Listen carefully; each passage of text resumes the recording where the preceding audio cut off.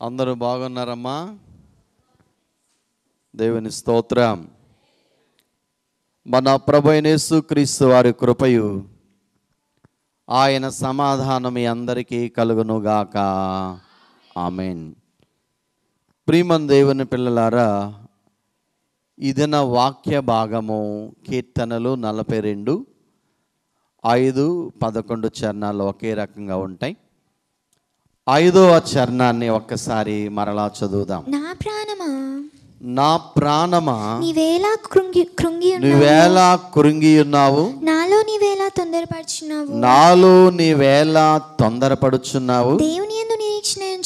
దేవుని యందు నిరీక్షణ ఉంచుము. ఆయనే నా రక్షణకర్త అనియు నా దేవుడనియు చెప్పుకొనుచు ఇంకను నేను ఆయనను స్తుతించెదను. ప్రియమైన దేవుని పిల్లారా, ఈ కీర్తన కొరాహు అనేటువంటి ఆయన కుమారులు రచించిన కీర్తన అన్నది. ఈ కొరాహు ఎవరు అని మనం చరిత్ర గనక ఆలోచన చేస్తే, ఐగుప్తు దేశము నుండి కనాను దేశానికి ఇశ్రాయేలు ప్రయాణం చేస్తున్నప్పుడు ఒక ప్రాంతానికి వచ్చినప్పుడు కొరాహు అనేటువంటి ఆయన కొంతమందిని ఒక గ్రూప్గా చేసి, ఒక గ్రూపిజం ఫామ్ చేసి మోషే అనేటువంటి ఆ గొప్ప నాయకుని మీద తిరుగుబాటు చేశారు. ఏం చేశారు? తిరుగుబాటు చేశారు. ఆ తిరుగుబాటు సమయంలో దేవునికి కోపం వచ్చింది, మోషే గారికి కోపం వచ్చింది. అలాంటి పరిస్థితులలో దేవుడు వెంటనే కలుగజేసుకొని, నా సేవకుడైనా నేను అభిషేకించిన నా మోషే మీద తిరుగుబాటు చేస్తావా నువ్వు అని చెప్పి దేవుడు ఏం చేశాడంటే, కోరాహు నివాస స్థలము చుట్టూ ఎవరు ఉండకుండా దూరంగా పారిపోండి. కోరాహు ఉన్నటువంటి ప్రాంతం భూకంపం వచ్చి నెరవిడిచి అతని తాలూకా వారిని మింగేస్తుందని చెప్పాడు దేవుడు. అలాంటి క్లిష్ట పరిస్థితులలో కోరహు కుమారులకి మోషే గారు ఇచ్చినటువంటి సూచన మేరకు వారి కుమారులు వారి నివాసాన్ని విడిచి దూరంగా వెళ్ళిపోతారు ఇశ్రాయేలు జనాంగంతో కలిసి. అప్పుడు కోరహు భార్య, కోరహుకు సంబంధించినటువంటి వారందరూ భూమి నెరవిడిచి వారిని అందరినీ బ్రింగేస్తుంది. ప్రియులరా, అది సందర్భం. అలాంటి క్లిష్ట సందర్భంలో బహు భయముతో వణుకుతూ రక్షణ పొంది వారి తండ్రితో పాటు మరణించకుండా కాపాడబడినటువంటి కోరాహు కుమారులు ఈ కీర్తన రాస్తూ దేవుని సన్నిధిలో దేవుని ఎంతగానో స్తుతిస్తూ ఉంటారు. ప్రియులరా, తిరుగుబాటు ఏదైనా భయంకరమైంది. సంఘములో ఈరోజు సంఘాలు ఎన్నో చీలిపోతున్నాయి. కారణం ఏంటి? సంఘాలలో గ్రూపిజాలు కట్టి ఫామ్ అయి కాపరి మీద, దేవుని మీద తిరుగుబాటు చేసినందువలన సంఘాలు భ్రష్టమైపోతున్నాయి. కానీ ఎవరైతే తిరుగుబాటు చేశారో వారిని మాత్రం ఎవరు విడిచిపెట్టరు? దేవుడు విడిచిపెట్టడు. ఎందుకంటే నా మందిరాన్ని పాడు చేస్తే నేను వాణ్ణి అని క్లియర్గా బైబిల్లో వ్రాయబడింది. అందుకే జాగ్రత్త సుమ, బహు భయముతో మీ యొక్క నిరీక్షణను కొనసాగాలని ప్రభువుని బట్టి నేను బ్రతిమలాడుచున్నాను. ఈరోజు ఈ కీర్తనలో నుండి 5వ చరణాన్ని మనం ఆలోచిస్తే అక్కడ ఏమి రాయబడిందంటే, నా ప్రాణమా నీవేలా కృంగి ఉన్నావు, నాలో నీవేలా తొందరపడుచున్నావు. దేవుని యందు నిరీక్షణ ఉంచుము. ఆయనే నా రక్షణకర్త అనియు నా దేవుడనియు చెప్పుకొనొచ్చు. ఇంకా నేను ఆయనను స్తుతించుదును. ఇది వారి యొక్క దైవ ధ్యానపు కీర్తన. ఈ చరణములో ఒక మంచి మాట ఏమంటానంటే, బాధలు వచ్చినప్పుడు, కష్టాలు వచ్చినప్పుడు, శ్రమలు వచ్చినప్పుడు, ఇరుకులు ఇబ్బందులు వచ్చినప్పుడు, క్రైస్తవులుగా మనం కూడా ఏమొస్తుంది మనకి? తప్పకుండా భయము, ఆందోళన, టెన్షన్స్, కురుంగుబాటు, ఏమండి, కృంగిపోవడం, నిరాశ చెందడం, ఇవి సహజమైనవి. ఇప్పుడు ఈ కొరహు కుమారులు ఏమంటారంటే తన ప్రాణంతో చెప్పుకుంటూ, మా ప్రాణమా లేక నా ప్రాణమా, ఈ సమస్యలో నువ్వు ఎలా కృంగిపోతున్నావు? కృంగిపోవద్దు. ఎవరి యందు నిరీక్షణ ఉంచాలి? దేవుని యందు నిరీక్షణ ఉంచుము. పిల్లరా, హోప్ ఇన్ గాడ్. ఈరోజు నా ప్రసంగ అంశం ఏంటంటే నిరీక్షణ. చెప్పండి, ఏంటమ్మా? నిరీక్షణ. ఇది ఒక కాటేజ్ ప్రేయర్లో మనం పంచుకున్నాం. ఇంకా లోతుగా ధ్యానం చేయాలని ఆశపడుతున్నాను. నిరీక్షణ, హోప్ అనే ఇంగ్లీష్ పదానికి అర్థము నిరీక్షణ. నిరీక్షణ అనగా ఏమిటి మరి? బైబిల్లో చాలా చిన్న పదాలు. ప్రేమ, ఏమండి, నిరీక్షణ, ఆ తర్వాత విశ్వాసము, ఇవన్నీ చిన్న పదాలు. అంతకంటే చిన్న పదము స్తుతి అనే పదం ఇంకా చిన్నది. ప్రియులారా, నిరీక్షణను గురించి బైబిల్ ఏం చెప్తుంది? వాట్ ఈజ్ నిరీక్షణ లేక వాట్ ఈజ్ హోప్? నిరీక్షణ అనగా ఏమిటి? నిరీక్షణ ఎన్ని విధాలుగా మనకి బైబిల్ పరిచయం చేస్తుంది అనే మాట మీతో పంచుకోవాలని ఆశపడుతున్నాను. నిరీక్షణ అనే దానికి తెలుగు పదాలు ఏంటంటే ఆశాభావం. చెప్పండి, ఏంటమ్మా? లేక ఎదురు చూచుట. యేసయ్య వచ్చే రాకడ దినాల్లో మనం ఉన్నాం గనుక మనము భౌతికమైన వాటిని పొందడం కొరకు ఎదురు చూస్తాం. రెండవది, మనము ఎదురు చూపు మన ప్రభువు పెండ్లు కుమారుడు వస్తున్నాడు కనుక ఆయన కొరకు మనం ఎదురు చూస్తున్నాం. పరలోకం కొరకు మనం ఎదురు చూస్తున్నాం. మన ఎదురు చూపు అలా ఉండాలి, మన ఆశాభావం అలా ఉండాలి. కనుక నిరీక్షణ అనే దానికి అర్థం ఏంటంటే నిశ్చయమైన, స్థిరమైన, ధైర్యముతో కూడిన ఎదురుచూపు లేక ఆశాభావం. కాన్ఫిడెంట్ ఎక్స్పెక్టేషన్ అనే మాట ఇంగ్లీష్లో వ్రాయబడింది. నిశ్చయమైన, స్థిరమైన, ధైర్యముతో కూడిన ఎదురు చూపు లేక ఆశాభావం. ప్రియులారా, నిరీక్షణ దేవుని పైన, దేవుడు చెప్పిన మాటలపైన, వాగ్దానములపైన ఆధారపడి ఉంది నిరీక్షణ. మన నిరీక్షణకు కారణం ఎవరు? దేవుడే, ప్రభువే. ప్రభు యొక్క జీవితమే, బైబిలే మన నిరీక్షణకు ఆధారం. ప్రియులారా, గమనించండి.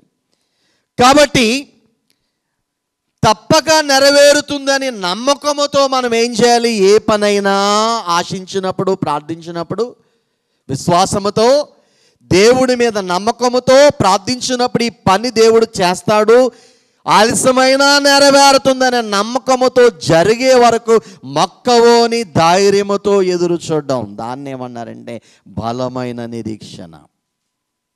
ప్రియులరా, గమనించండి. అలాంటి నిరీక్షణ, ఈ నిరీక్షణ బైబిల్ అంటది మన ఆత్మలకు ఎలా ఉందంటే లంగరు వలె ఉన్నది. చదువుదాం ఒకసారి. హెబ్రీ 6:19 చదవండి. నేను ప్రసంగ అంశంలోకి ఉపోద్ఘాత మాత్రమే చెప్తున్నాను. ఈ నిరీక్షణ నిశ్చలతను స్థిరమునై మన ఆత్మకు లంగరు వలె ఉండి తెరలోపల ప్రవేశించుచున్నది. లంగరు, ఆత్మకు లంగరు. లంగరు అనే మాట వాడలో వింటాం మనం. వాడ ఎక్కడైనా స్టాప్ చేయాలనుకోండి, ఎక్కడైనా, అప్పుడు ఏం చేస్తాడంటే ఒక 50 మార్క్ లాగా ఉండే, ఒక బాణం లాగా ఉండే ఒక పెద్ద చైను భూమి లోపలికి, సముద్రం ఇసిరేస్తాడు. అది లాక్ చేయబడి ఇక వాడ అటు ఇటు కదల నీటిలో అలా ఉంటుంది అనమాట. దాన్ని లంగరు అంటారు. చూసారా, తెరచాప లోపల ఉంటుందనే మాట ఇక్కడ మనం చూస్తాం.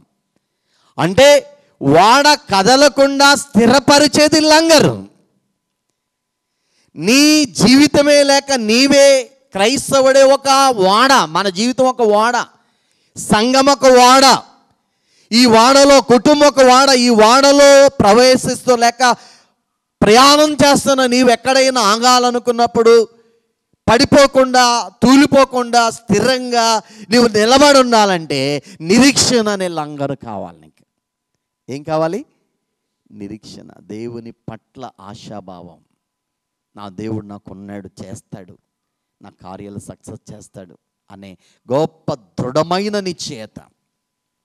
ప్రియులారా, ఈ నిరీక్షణ లంగరు లాంటిది. తుఫానులు, కష్టాల్లో ఉన్నటువంటి భయంకర పరిస్థితుల్లో కూడా నీ విశ్వాసము కదలనీయకుండా ప్రభు పట్ల ధైర్యముతో నిలబడగలిగినటువంటి శక్తినిచ్చేది ఏంటంటే, ఒక బూస్ట్ లాగా పనిచేసేది దేవుని పట్ల నిరీక్షణ. ఏంటంటే అది నిరీక్షణ. చూడండి, ఇది క్రీస్తు ప్రేమతో ముడిపడి ఉంది నిరీక్షణ. విశ్వాసం అన్న ఇవన్నీ కూడా. 1 కొరింథీయులకు రాసిన పత్రిక 13వ అధ్యాయం 13వ వచనములో 3 నిలుస్తాయి శాశ్వత కాలం కాగా విశ్వాసము, నిరీక్షణ, ప్రేమ. ఈ మూడు నిలిచును. చూడండి, విశ్వాసము, ప్రేమ, నిరీక్షణ, ఈ 3 ప్రపంచములో స్థిరంగా ఉంటాయి. కనుక క్రీస్తు ప్రేమతో ఈ నిరీక్షణ ముడిపడి ఉంది, స్థిరమైంది.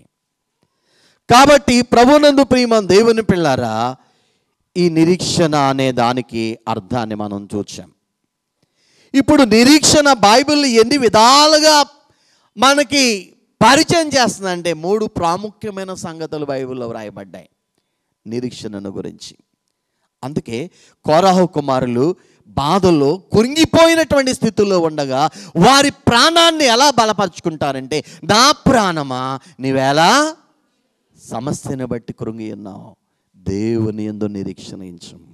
నా ప్రియమైన సంగమా, నీ బాధల్లో, నీ కష్టాల్లో, విశ్వాసమందు, ప్రేమలో క్రీస్తు కొరకు ఎలాంటి నిరీక్షణ కలిగి స్థిరంగా నీ విశ్వాసము, నీ భక్తి ఉన్నది ఒకసారి ఆలోచన చేయాలి. 3 విధాలైనటువంటి నిరీక్షణల గురించి బైబిల్ మనకి పరిచయం చేస్తూ ఉంది. మొదటిది చూద్దాం. పేతురు గారు తన మొదటి పత్రిక 1వ అధ్యాయం 3-4 వచనాలలో, తండ్రి అయిన దేవుడు స్తుతించబడును గాక, మృతులలో నుండి యేసుక్రీస్తు తిరిగి లేచుట వలన జీవముతో కూడిన నిరీక్షణ మనకు కలుగునట్లు అనగా అక్షయమైనది వాడబారనిది స్వాస్థ్యము మనకు కలుగునట్లు ఆయన తన విశేష కనికరము చొప్పున మనలను మరలా జన్మింపజేసెను. చూడండి ప్రియమైన దేవుని పిల్లలారా, మొదటిది ఏంటంటే జీవమగల నిరీక్షణ, ద లివింగ్ హోప్ అని చెప్పబడింది. అనగా జీవము, మృతము 2 ఉన్నాయి. యేసు క్రీస్తు ప్రభునందు నమ్మి విశ్వసించి బాప్తిసం పొందిన మనము ఈ జీవము గల నిరీక్షణలోనికి వస్తున్నాం. ప్రియులారా, కొంతమంది క్రైస్తవులుగా చచ్చిపోయి ఉన్నారు. వారి జీవితాల్లో ఏదో జీవించుచున్న పేరు మాత్రమే ఉంది కానీ మృతులుగా ఉన్నారు.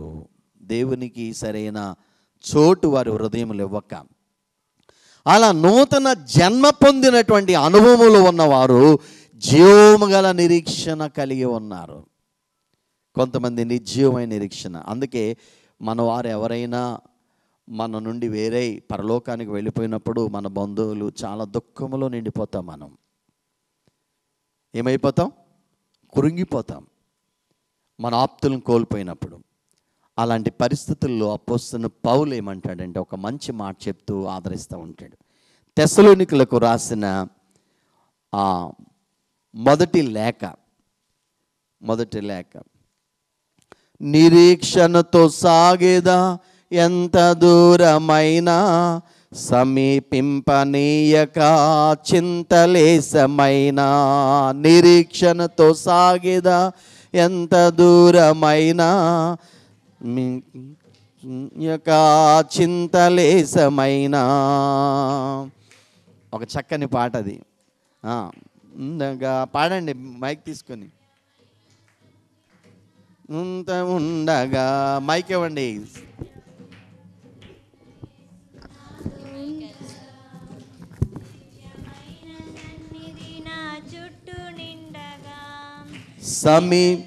నిరీక్షణతో సాగేదా ఎంత దూరమైనా, సమీపించనీయక చింతలేసమైనా. నిరీక్షణతో సాగేదా ఎంత దూరమైనా, సమీపించనీయక చింతలేసమైన. కాబట్టి చూడండి, తెస్సలోనికలకు రాసిన మొదటి లేఖ 4వ అధ్యాయము 13వ వచనం. సహోదరులారా, నిరీక్షణ లేని ఇతరుల వలె మీరు దుఃఖపడకుండా నిమిత్తము.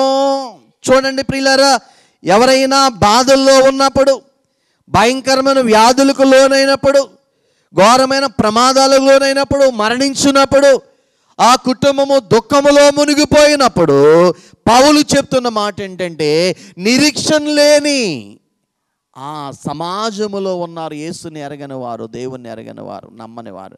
వారికి ఏమీ లేదు. 2 రకాల మనుషులు. సంఘం లోపల ఉన్నవాడికి నిరీక్షణ ఉంది, సంఘం వెలుపల ఉన్నవాడికి ఏమీ లేదు, నిరీక్షణ లేదు. కాబట్టి మనకు ఒక నిరీక్షణ ఉంది. ఆ నిరీక్షణ జీవము కలిగింది. ఎలాంటిదండి? చనిపోయిన మరలా తిరిగి వారు బ్రతుకుతారనే ఒక గొప్ప నిరీక్షణ, ఒక ఎదురు చూపు. కనుక మనము బాధలలో, కష్టాలలో దేవుని యందు నిరీక్షించండి. అందుకే కోరహ కుమారులు, నా ప్రాణం అనే వేళ కురింగిపోవద్దు సమస్యను చూచి. చూసారా, ఈరోజు మనిషి యొక్క మనస్తత్వం ఎలా ఉంటుందంటే, సాతాను ఏదో ఒక సమస్య మనకు పెడతా ఉంటుంది. చూసారా, బైబిల్ ఏమో మన మనసును దేవుని మీద కన్వర్ట్ చేస్తూ ఉంటే, పరిశుద్ధాత్మ తండ్రి, సాతానే మన మనసును దేవుని మీద కన్వర్ట్ చేస్తుంది సమస్య మీదకి, వ్యాధి మీదకి, బాధల మీదకి, కష్టాల మీదకి వెళ్ళిపోతూ ఉంటుంది మనసు. ఎప్పుడైతే మన మనసు దేవుని నుండి డైవర్ట్ అయ్యి బాధల మీదకి, ఆ జబ్బు మీదకే వెళ్ళినప్పుడు, పదే పదే దాన్ని తలంచినప్పుడు సమస్య పెరిగిపోద్ది. చూసారా, దేవదాసయ్య గారు అన్నారు, చింత ఎంత ప్రమాదకరమో చెప్తున్నాడు. ప్రియులరా, చితి బ్రతికి ఉన్న మనిషిని కాల్చేస్తుంది. చితి అంటే తెలుసా? ఏమ్మా, చదువుకున్న పిల్లలు ఉన్నారు? చితి అంటే ఏంటి? నిప్పు, అగ్ని. ఏమండి, ఆ కట్టెల మీద పెట్టి నిప్పి పెట్టినప్పుడు ఆ డెడ్ బాడీ కాల్చబడి బూడిదైపోతుంది. చూసారా, చచ్చిన మనిషిని ఆ చితి అంటే ఆ మంట కాల్చేస్తూ ఉంటుంది. చింత బ్రతికి ఉన్న మనిషిని కాల్చేస్తుంది నిలువెల్ల అన్నాడు దైవజనుడు. అందుకే చింతించకండి, బాధల్లో, వ్యాధుల్లో, సమస్యల్లో మీ చింత యావత్ ఎవరి మీద వేయాలి? మీ ప్రాణంతో చెప్పుకోండి, కోరహ కుమారులాగా, నా ప్రాణమా నాలో ఎలా కురింగి ఉన్నావు, దేవుని యందు నిరీక్షించు. బలపరచుకోండి. మిమ్మల్ని ఎవరు ధైర్యపరచరు. బైబిల్ని బట్టి, ప్రభుని బట్టి, పరిశుద్ధాత్మను బట్టి మిమ్మల్ని మీరు బలపరచుకోండి. కాబట్టి మన నిరీక్షణ ఎలాంటిది? జీవముతో కలిగిన, మృతమైనది కాదు. మన ప్రభువు జీవము కలిగిన వాడు. అందుకే నేనే మార్గము, నేనే సత్యము, నేనే జీవమని ప్రకటించాడు. ఆయనలో మరణము లేదు, మరణాన్ని గెలిచాడు. అసలు మన నిరీక్షణకు ఆధారం ఏంటో తెలుసా మీకు? క్రైస్తవ సంఘానికి ఎంతమంది? కోట్ల మంది, 450 కోట్ల మంది ప్రపంచ జనాభా 3 వంతులు ప్రభువుని నమ్ముకున్నారంటే కారణం యేసుక్రీస్తు ప్రభువు మరణాన్ని జయించాడు. క్రైస్తవ సంఘానికున్న గొప్ప నిరీక్షణ ఏంటంటే ఆయన పునరుత్థానం. ఏంటమ్మా? పునరుత్థానం. ఆయన సజీవుడు. మన దేవుడు ఎలాంటి వాడు? నువ్వెందుకు భయపడతావు? ఆయన మరణాన్ని జయించి, ఈ వ్యాధి నన్ను ఏమీ చేయలేదు, ఈ సమస్య నన్ను ఏమీ చేయలేదు, ఈ ఆర్థిక ఇబ్బంది నన్ను ఏమీ చేయలేదు, నా ప్రభువులు నాతో ఉండగా, నాలో ఉండగా ఇవేవి నాకు నన్ను ఏమీ చేయలేవు అనే గొప్ప నిరీక్షణతో నీవు ప్రభు పట్ల నీవు బలపరుచుకోవాలి. మనల్ని స్థిరపరచుకోవాలి. స్ట్రాంగ్ అవ్వాలి మనం. Be strong. అందుకనే ఈ నిరీక్షణ ఎలాంటిదంటే జీవము గల నిరీక్షణ, ద లివింగ్ హోప్. మొదటిది. రెండవది చూద్దాం. తీతు పత్రిక 2వ అధ్యాయము 13వ వచనం చదువుదాం. అనగా అనగా మహాదేవుడును మన రక్షకుడైన యేసుక్రీస్తు మహిమ యొక్క ప్రత్యక్షత కొరకు ఎదురు చూచుచు ఈ లోకములో స్వస్థ బుద్ధితోను నీతితోను భక్తితోను బ్రతుకుచుండవలెనని మనకు బోధించుచున్నది. చూడండి ప్రియులారా, రెండవది శుభప్రదమైన నిరీక్షణ. మనము భక్తిహీనతను ఇహలోక సంబంధమైన దురాశలను విసర్జించి శుభప్రదమైన నిరీక్షణను 11-13 వచనాల్లో మీరు రాసుకోండి, అక్కడ ఉంటుంది. ప్రియులారా, క్రైస్తవ సంఘములో ఉన్న ఒక గ్రూపు వారు ప్రతి సంఘములో నుండి అనేక మంది శుభప్రదమైన నిరీక్షణ కొరకు ఎదురు చూస్తూ ఉన్నారు. ఏంటా నిరీక్షణ? ప్రభు వెళ్ళి నేను స్థలం సిద్ధపరిచి మరలా వస్తాను అన్నాడు. The hope of Jesus second coming, లేక ద బ్లెస్డ్ హోప్ అని చెప్పబడింది ఇంగ్లీష్లో. ధన్యకరమైన నిరీక్షణ. దీనికి దైవజనులు పెట్టిన పేరు రాకడ నిరీక్షణ. ఏ నిరీక్షణ? రాకడ నిరీక్షణ. దీనికి మరొక పేరు సంపూర్ణ నిరీక్షణ, మరొక పేరు విస్తారమైన నిరీక్షణ. ప్రభు రెండవసారి వచ్చే శుభ సమయం కొరకు ఎదురు చూపు ఈ నిరీక్షణ. ప్రియులారా, క్రైస్తవ సంఘంలో అనేక మంది రాకడంటే తెలియదు. అనేక సంఘాల్లో రెండవ రాకను గురించిన తలంపు లేదు, బోధ లేదు. బైబిల్లో ప్రభు ఎన్నో విషయాలు చెప్పాడు. పాత నిబంధనలో ఆయన రాకను గురించిన ప్రస్తావన ఉన్నది. నూతన నిబంధనల పత్రికలో విస్తారంగా వ్రాయబడింది. అనేకులు రెండవ రాకను మర్చిపోయారు. కనుక బైబిల్ మిషన్ వారు ఈ నెలలో రాకడ సభలు, పండుగలు ముమ్మరంగా రాకడ బోధ చేస్తూ ప్రార్థనలు చేస్తూ సిద్ధపడతా ఉంటారు. క్రైస్తవ సంఘానికి ఒక నిరీక్షణ ఉన్నది. ఏంటి ఆ నిరీక్షణ అంటే అది రాకడ నిరీక్షణ. ఇది శుభప్రదమైనది.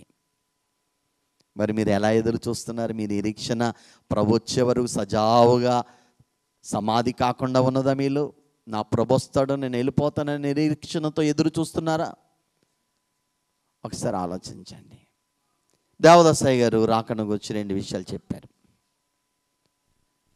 ప్రియులారా, 2 వ్యక్తులు, ఏమండి వినండి, 2 వ్యక్తులు ప్రయాణానికి సిద్ధపడ్డారు. ఒక ట్రైన్కి వెళ్ళాలని ఒక వ్యక్తి ఏమో రిజర్వేషన్ చేయించుకున్నాడు ట్రైన్కి వెళ్ళాలని. ఒక వ్యక్తి ఏమో జనరల్ కంపార్ట్మెంట్లో వెళ్ళాలి, టికెట్ తీసుకోలేదు. వాడు అదే ట్రైన్కి వెళ్ళాలని ఆశపడుతున్నాడు.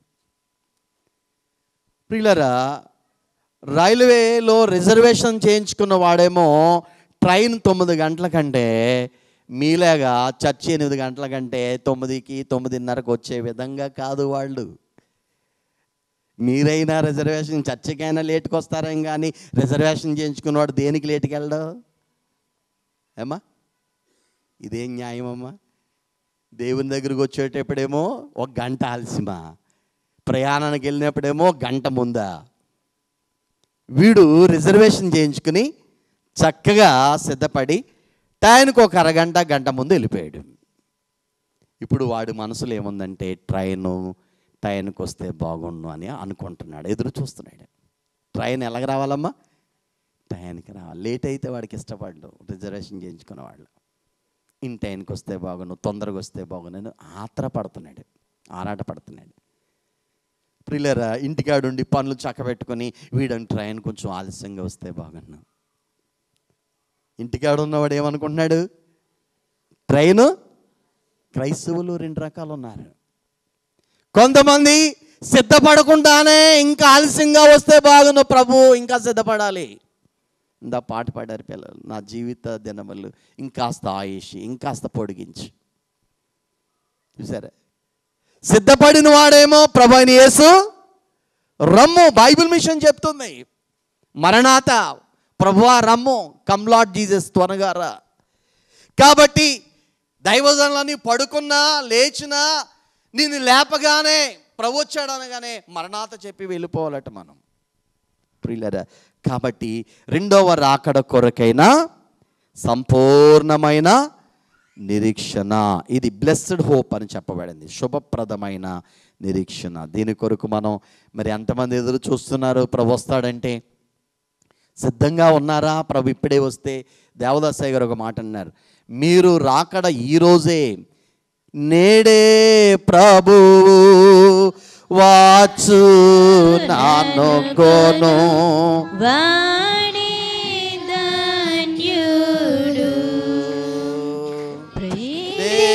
ప్రభు వాచు నాను కోను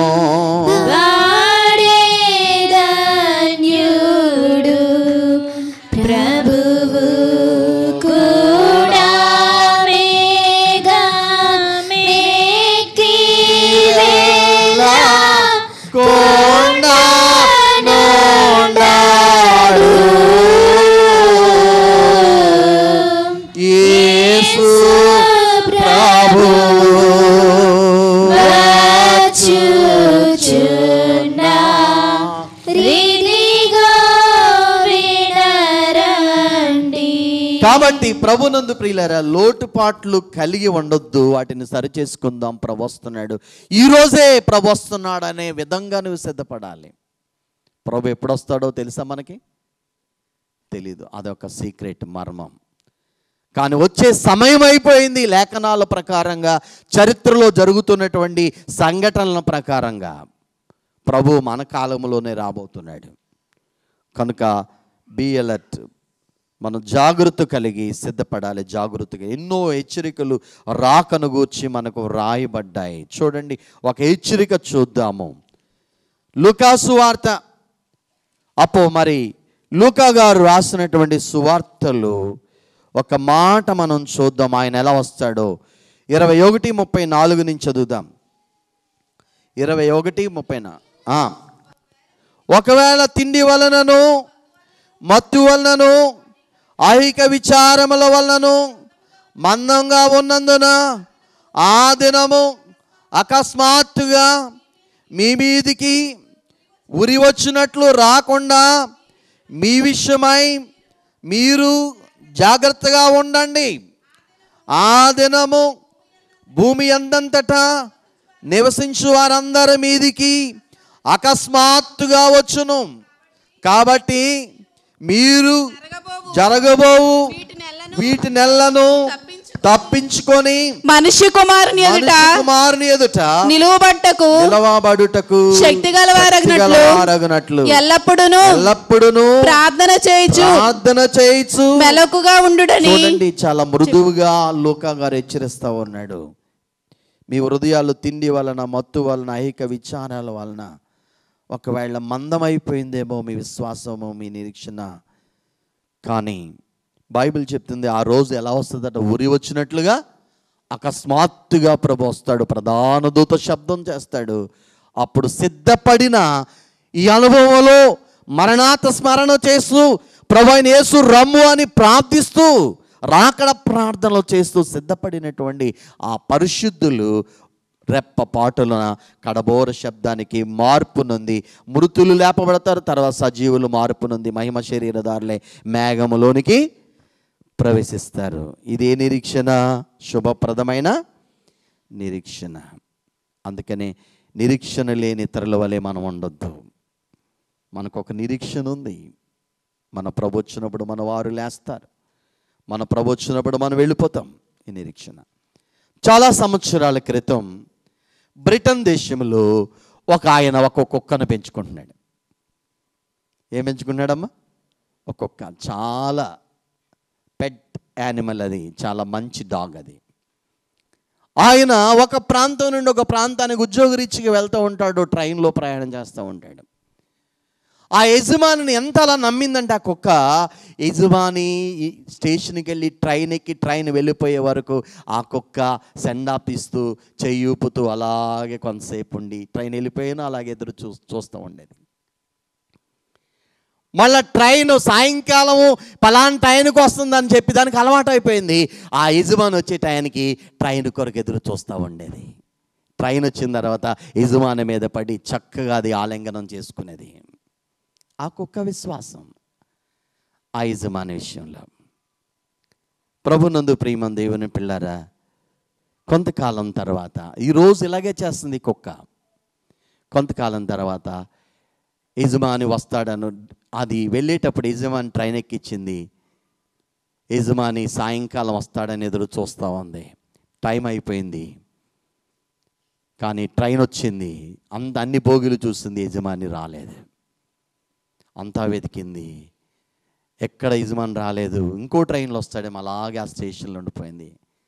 ఆ రాత్రంతా స్టేషన్లో పడుకుంది, ఆహారం తినలేదు, నీళ్లు తాగలేదు, అలాగే ఉండిపోయింది. 2వ రోజు అయింది, 3వ రోజు అయింది, 4వ రోజు అయింది, యజమాని రాలేదు. 5వ రోజు అయింది, యజమాని రాలేదు. నెలలో అయిపోయింది, కృషించిపోయింది, ఆహారం లేక అలాగే చిక్కిపోయింది.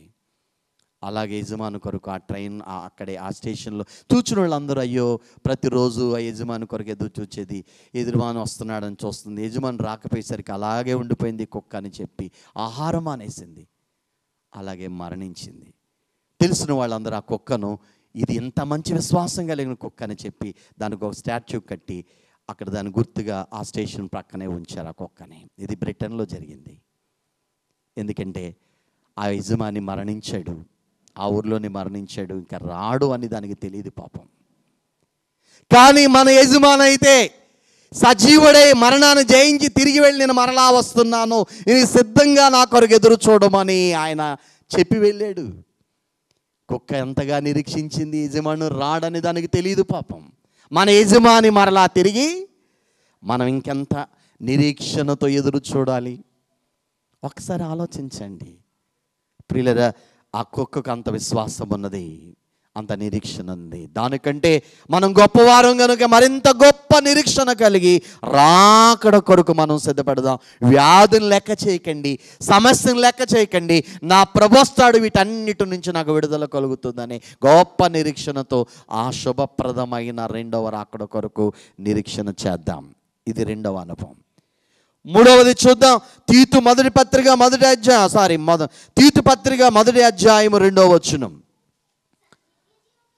నిత్య జీవమును గూర్చిన నిరీక్షణతో కూడిన భక్తికి ఆధారమగు సత్య విషయమైన అనుభవ జ్ఞానము నిమిత్తము దేవుని దాసుడును యేసుక్రీస్తు అపోస్తలుడైన పౌలు మనందరి విశ్వాస విషయములో నా నిజమైన కుమారుడు. చాలు. ప్రభునందు ప్రియమైన దేవుని పిల్లారా, పౌలు గారు చెప్తున్న మరొక మాట ఏంటంటే నిత్య జీవపు సంబంధమైన నిరీక్షణ. ఏ నిరీక్షణ? Hope of eternal life. నిత్య జీవపు నిరీక్షణ అని రాసుకోండి. నిత్య జీవపు నిరీక్షణ. దీనికి ఏమంటారంటే మరలా మహిమ నిరీక్షణ, ద హోప్ ఆఫ్ గ్లోరీ. మరొక పేరు అర్థం నిత్య జీవం అంటే మహిమ నిరీక్షణ, ద హోప్ ఆఫ్ గ్లోరీ. అనగా ప్రభునందు ప్రియులారా, నిత్య జీవం అనగా ఎటర్నల్ లైఫ్ అనగా పరలోకము కొరకు ఎదురు చూచుట. దేని కొరకండి? పరలోకం కొరకు. ప్రభు కొరకు ఎదురు చూడడం ఒక ఎత్తు, పరలోకం కొరకు ఎదురు చూడడం. మన పితరులందరూ ఎలా ఎదురు చూచారు? హెబ్రీయులకు రాసిన పత్రిక తీయండి ఒకసారి. వారి ఆశాభావం అబ్రహాము గారు కానీ వీరందరూ ఎదురు చూచిన విధానం ఈ విధంగా ఉంది. 11వ అధ్యాయము 13వ వచనం. వీరందరూ ఆ వాగ్దానముల ఫలము అనుభవింపకపోయినను దూరము నుండి చూచి వందనము చేసి తాము భూమి మీద పరదేశులమును యాత్రికులమునై ఉన్నామని ఒప్పుకొని విశ్వాసము గలవారై మృతి నొందిరి. చూడండి ప్రియులారా, ఈ పితరులందరూ కూడా పరలోకం కొరకు ఏం చేశారట? భూమి మీద యాత్రికులమును పరదేశంలోనట. వారు ఈ లోకం శాశ్వతమైంది కాదు, స్థిరమైంది, శాశ్వతమైంది పరలోకం అని పరలోకం కొరకు భూమి మీద బ్రతికి ఉండగానే ఎదురు చూచారు వాళ్ళంతా. ప్రియులరా, దీన్ని ఏమన్నారంటే నిత్య జీవపు నిరంతరము యుగ యుగాలు జీవించే జీవితం కొరకు ఎదురు చూపు.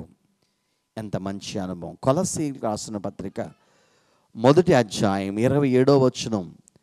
కొలస్సీయులకు రాసిన పత్రిక.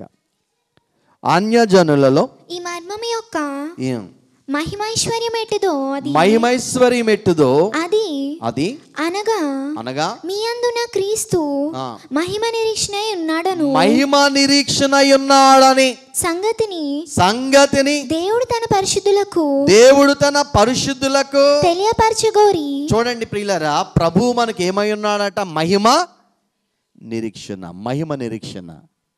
ద